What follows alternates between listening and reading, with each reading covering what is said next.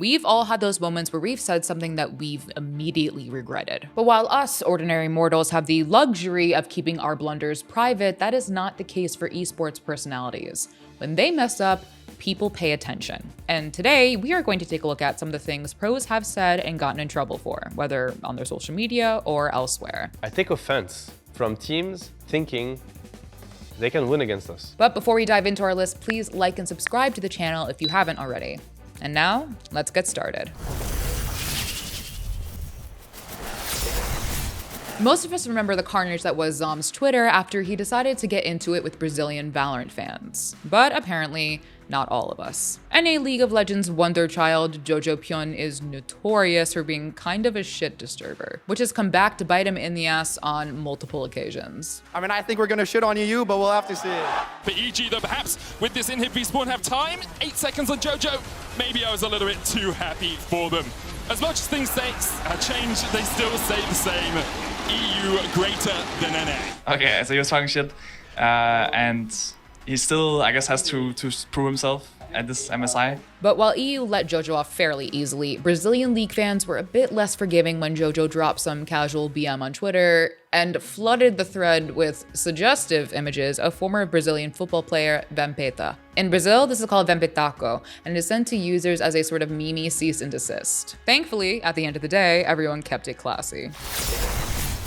When it comes to online controversies, Ninja has faced his fair share of criticism for voicing the occasional out there hot take. Like when he refused to play with women lest he be accused of cheating on his wife, or when he tried to normalize gamer rage as some sort of sage life philosophy.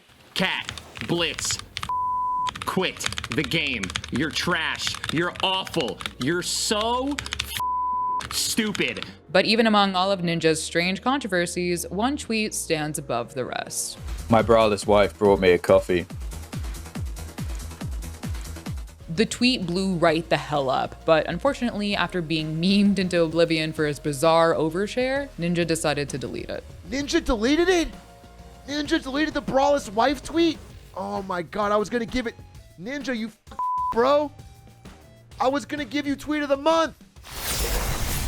Carlos Ocelot Rodriguez made headlines recently for tanking his career in one night. The former G2 Esports CEO posted a video of himself celebrating G2's championship win with none other than the most hated man online, Andrew Tate, and the internet wasn't happy. So he got a bunch of hate for this, right?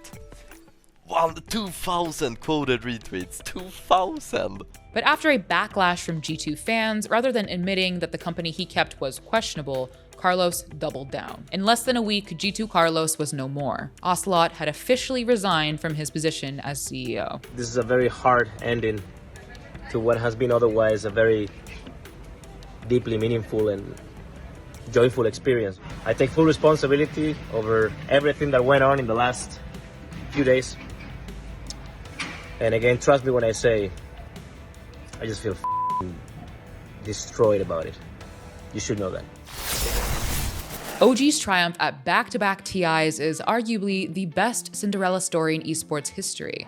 Dude, and you didn't believe in yourself? Dude, you're 2-time champion. Never do this to yourself again, man. You're the best, man. You're the absolute best, man. But just because someone is wildly successful in the biggest tournament of one of the biggest esports on the planet doesn't mean they'll be the bigger person when it comes to real-life disputes. And with TI9 in their rearview mirror, OG seemed less focused on winning and more focused on drama, including this scalding hot take from Seb.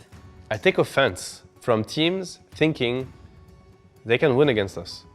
I actually take offense. Like it annoys me because I'd like to think that after what has been done, they should realize that this isn't realistic. It's like, maybe you can, but there's no way you believe that you can. That's nonsense. You should believe that you can't, and there's a word in which, yeah, you might. Yes, Seb essentially called out other Dota teams for even thinking about beating OG. Later, after some unfortunate losses, OG became the target of some very expected memes, and Seb replied with some BM that we probably cannot repeat. Suffice to say, nobody was impressed. And by the way, if you do want to know about the whole OG secret beef, we made a Donat Me about that, so go check it out. Should devs be required to work weekends to address individual player issues? That was a question ALGS 2022 Championship silver medalist and MVP his Watson raised on his Twitter earlier this year. And even though some people thought he had a point, the way his Watson worded the tweet raised a lot of questions about entitled pros and work-life balance issues. Since his Watson does need the game to actually work to stream, he was probably legitimately angry at the lack of support from Apex's security team. But some people have accused his Watson of being a bit of a shit disturber. Like when I was talking a lot of shit to Hal during the rank 1 thing, I literally DM'd him beforehand and I was like, dude, I'm gonna talk a lot of shit on Twitter, but I just want you to know I don't mean any of it. And he was like, oh, yeah, sounds good. Can't wait to clap Faker is not a statement that should be made lightly. But apparently, no one told Jensen that before he tweeted it out ahead of Cloud9's match against SKT at Worlds 2016. And let me tell you, it did not age well. If you want to prove yourself, you have to beat Faker, and that's like one opportunity I get, so that's what I want to do. Yeah, Jensen kind of got poked down. He does have some, so Faker's going to get the stun. Lands it, Becky flashes forward, and first blood goes to Elise. Where'd it lead? Effect on an island. Oh, good stun again. Faker looking for the all-in. Jensen does get the stun. But Wolf is here to complete it. Oh, no, not again. Another stun combo from Wolf. Yeah, Wolf goes in. Now's the combo through, and the ulti's easy. Wolf, hey, gets another one. Yeah, but Bang takes out Sneaky to return. Jensen's going to fall down as Bang gets a double. Meteos falls as well as Wolf claims another victim. And with 4 dead, SK Telecom will take down Cloud9. But either way, I will say it again, do not let Jensen's sacrifice go to waste. If you're gonna talk shit, you better be able to back it up. And there you have it, everyone. Did we miss a moment that made you go, huh? Let us know down in the comment section below. Take care of yourself, and I'll see you in the next one. Hello, Vampetaco. Vampita. Okay. Sorry, I'm so sorry. I'm so sorry, Brazil. I'm so sorry. I don't speak Portuguese. Hari in... Okay, disculpe?